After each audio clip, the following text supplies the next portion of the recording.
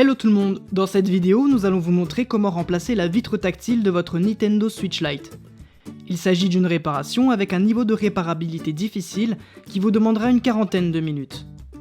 Pour cette réparation, vous aurez besoin d'une nouvelle vitre tactile pour Nintendo Switch Lite, d'un kit outil universel comprenant tous les outils nécessaires au démontage, et une spatule Sésamo. S'il s'agit de votre première réparation, nous vous offrons un bon de réduction de 10% avec le code GUIDE-VIDEO à valoir sur votre première commande sur sosav.fr. Et avant de passer à la réparation, n'oubliez pas de vous abonner à la chaîne de SOSAV et d'activer la petite cloche pour ne pas manquer nos prochaines vidéos. Nous proposons sur notre chaîne des guides de réparation et des astuces pour réparer et entretenir votre smartphone, votre tablette, votre console de jeu et autres appareils électroniques. Pour commencer, n'oubliez pas d'éteindre votre console pour des raisons de sécurité. Pour ouvrir l'appareil, il va falloir retirer les 4 vis à l'arrière avec le tournevis Tri-Wing du kit outil.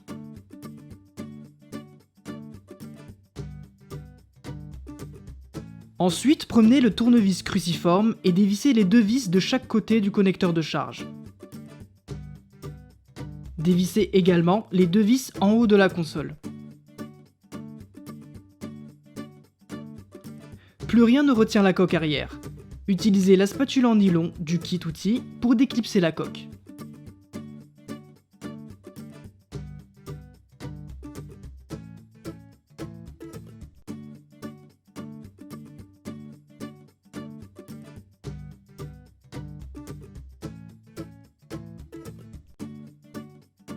Et voilà, maintenant que la coque est retirée, dévissez les 4 vis entourées en rouge avec le tournevis cruciforme. Ces vis retiennent un châssis métallique qui protège les composants internes de la console. Voici l'intérieur de votre Switch Lite. Pour atteindre la vitre tactile, il va falloir retirer la carte mère et plusieurs autres éléments. Commencez par déconnecter la batterie. Pour ce faire, avec la spatule en nylon, soulevez ce levier pour déconnecter cette nappe de liaison.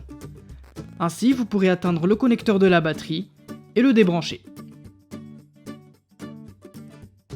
Puis, dévissez toutes les vis entourées en rouge, avec le tournevis cruciforme.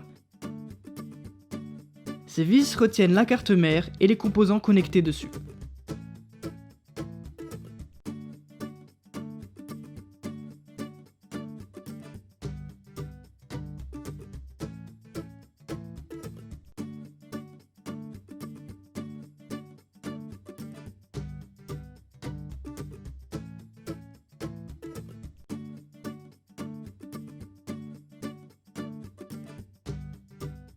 Une fois toutes les vis retirées, délogez en premier le radiateur à l'aide de la spatule en nylon.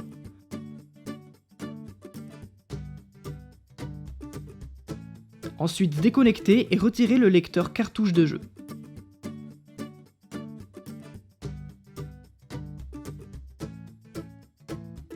Maintenant débranchez tous les câbles et les nappes de liaison branchées sur la carte mère. Commencez par les 2 câbles d'interconnexion noir et blanc.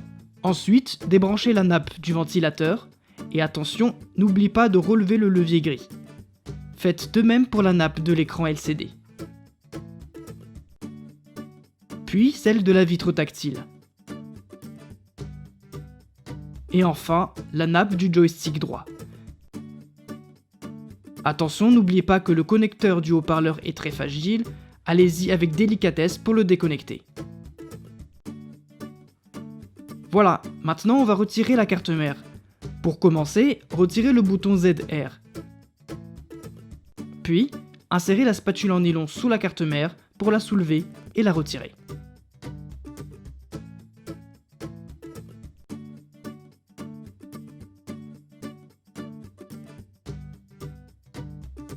Pour retirer la vitre tactile, chauffez avec un sèche-cheveux les bords de la vitre pour ramollir les adhésifs qui la collent sur la console.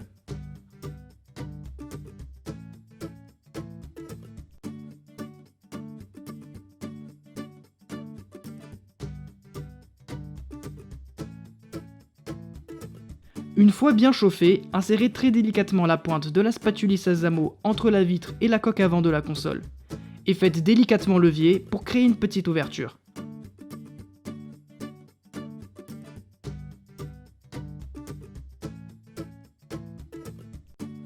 Insérez ensuite la pointe d'un médiator dans cet interstice et faites-le glisser tout le long des bords de la vitre pour la décoller petit à petit. Attention, si vous sentez que ça résiste beaucoup, n'hésitez pas à chauffer davantage pour bien ramollir les adhésifs.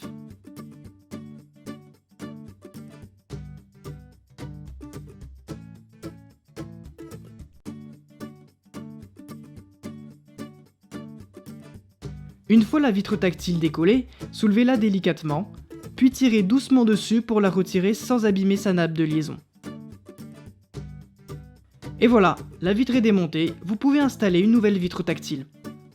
Généralement, les nouvelles vitres tactiles pour Nintendo Switch Lite sont munies d'adhésifs précollés dessus.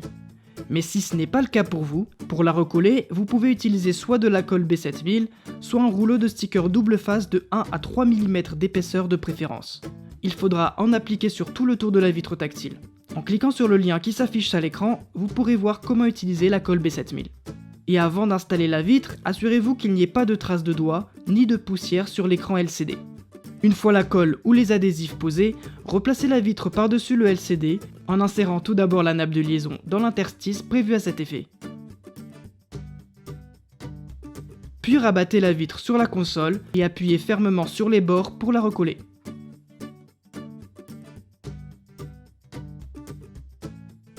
Maintenant que la vitre est posée, installez la carte mère dans son emplacement et assurez-vous qu'aucun câble ni nappe de liaison ne reste piégé en dessous.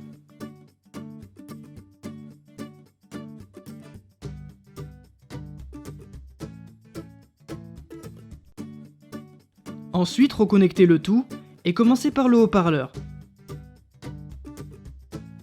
puis la nappe de joystick, et n'oubliez pas de refermer le levier comme pour tous les autres connecteurs. Ensuite, continuez et branchez la nappe de la vitre tactile.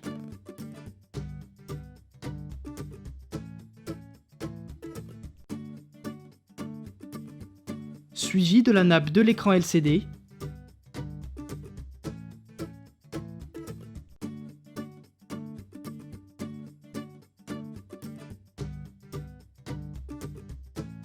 Et continuez en branchant le ventilateur.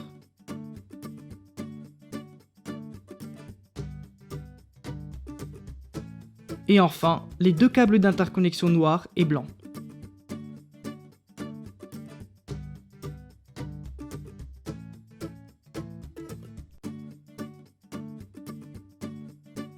Maintenant, il faut placer les autres composants. Commencez par la gâchette ZR et revissez-la.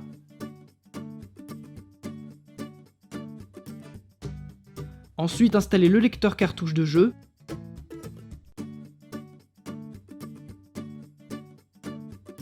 et le radiateur. Maintenant, revissez tous ces éléments. Commencez par la partie du haut-parleur, puis le lecteur de cartouche de jeu,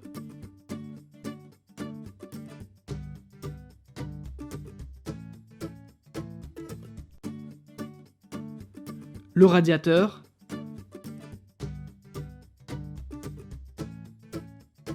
et enfin les dernières vis de la carte mère.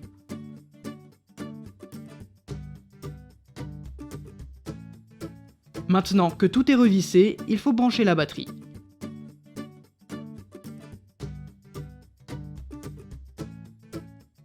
Et puis par-dessus, branchez cette nappe de liaison.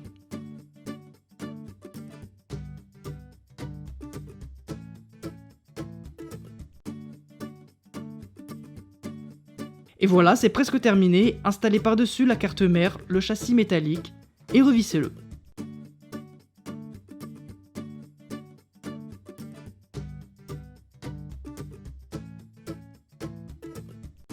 Il ne vous reste plus qu'à clipser la coque arrière et la revisser. Il y a deux vis en haut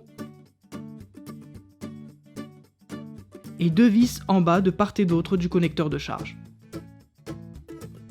N'oubliez pas que les vis du dos de la coque sont des vis Tri-Wing. Et voilà, la réparation est terminée. Et pour rappel, pour cette réparation, vous aurez besoin d'une nouvelle vitre tactile pour Nintendo Switch Lite, d'un kit outil universel comprenant tous les outils nécessaires au démontage, et une spatule Sésamo. N'oubliez pas que le guide de réparation est aussi disponible en photo sur notre site internet. Et d'ailleurs, des milliers d'autres guides sont également consultables gratuitement. Si ce guide de réparation vous a plu, on vous invite à mettre un pouce en l'air. Et encore une fois, n'oubliez pas de vous abonner à la chaîne et d'activer la cloche pour ne pas manquer nos prochaines vidéos. Si vous avez des questions, laissez un commentaire ou contactez-nous par mail, chat ou sur les réseaux sociaux. Allez, à très bientôt pour de nouvelles réparations.